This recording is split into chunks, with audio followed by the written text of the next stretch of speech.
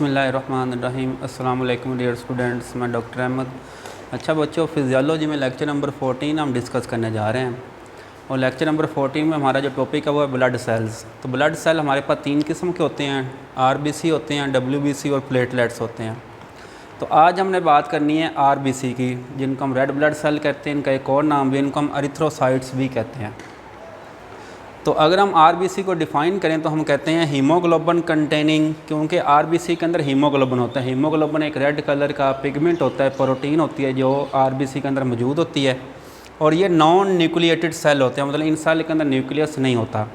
तो ये haemoglobin containing है, मतलब इनमें हीमोग्लोबिन मौजूद होती है और इनमें न्यूक्लियस नहीं होता। तो ये सेल ब्लड के अंदर मौजूद होते हैं, तो इन सेल को हम कहते हैं आरबीसी। अगर हम इनके काउंट की बात करें तो मेल के अंदर इनकी तादाद ज़्यादा है। एक अडल्ट मेल के अंदर इनकी तादाद होती है 5.4 मिलियन और फीमेल में इनकी तादाद होती है 4.7 मिलियन। तो ये फ़ीमेल में कम है, बच्चों में ज़्यादा होती है, 6 मिलियन तक होती है। इसके बाद हम बात करते हैं आरबीसी की कंपोजिशन की। तो आरबीसी में ज़्यादा आपको पानी नज़र आता है, वाटर इसमें 65% होता है और बाकी इसमें सॉलिड और सेमी सॉलिड इसमें 35% तक होते हैं। हीमोग्लोबिन जिसका सिंबल HB होता है, इसको हम 33% तक मौजूद होते हैं आरबीसी में। और इसके अलावा ऑर्गेनिक इनऑर्गेनिक सब्सटेंसेस ये 2% तक मौजूद होती हैं आरबीसी में। शेप ऑफ आरबीसी की बात करें तो ये बाई कनकेव डिस्क होते हैं, मतलब इनकी ये शेप होती है। अगर आप इसको ये ऐसे वाइट बोर्ड पर तो ऐसे नज़र आ रही है, लेकिन जब आप इसको गूगल में देखोगे तो ये अंदर वाली साइड बिल्कुल नीचे दबी हुई होगी। तो ये बिल्कुल बाई कनकेव डिस्क की तरह आपको इस तरह नज़र आ रही होगी। आरबीसी के लाइफ स्पैन की बात करें, अडल्ट्स के अंदर आरबीसी की जो एज होती है ये 120 डेज़ होती है।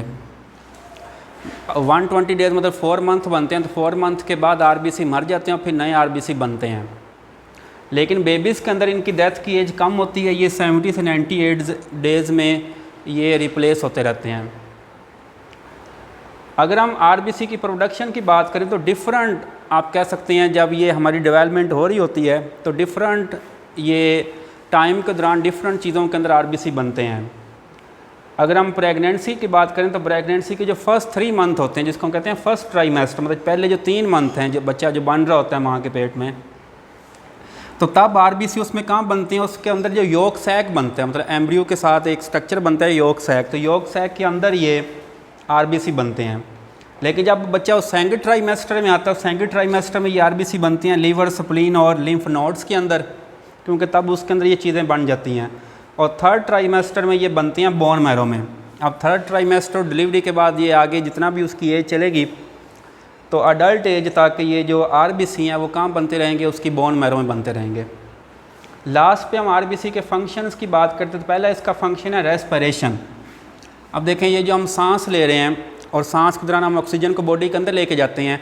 अब ऑक्सीजन को पूरी बॉडी के तमाम सेल तक पहुंचाया जाता है। अब ऑक्सीजन को तमाम सेल तक कौन पहुंचा रहा है, ये आरबीसी पहुंचा रहे हैं, क्योंकि आरबीसी के अंदर हीमोग्लोबिन होती है और हीमोग्लोबिन है ही ऑक्सीजन कैरिंग प्रोटीन। तो जैसे ही ऑक्सीजन ब्लड के अंदर आती है तो ये ब्लड के अंदर जो हीमोग्लोबिन उसके साथ मिल जाती है, तो ये बन जाता है ऑक्सी हीमोग्लोबिन HbO2। तो ये ऑक्सी हीमोग्लोबिन की फॉर्म में ऑक्सीजन पूरी बॉडी में फ्लो कर रही है।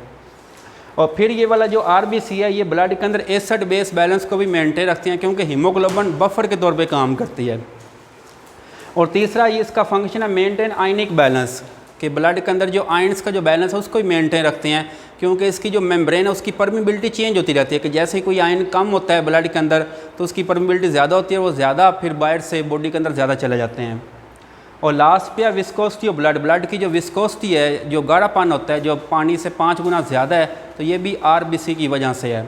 तो ये आरबीसी के 4 फंक्शंस हैं। रेस्पिरेशन में इन्वॉल्व है, एसिड बेस बैलेंस में, और ये आयनिक बैलेंस को मेंटेन रख रहा है, और ये ब्लड की विस्कोसिटी जो है उसको भी मेंटेन रख रहा है।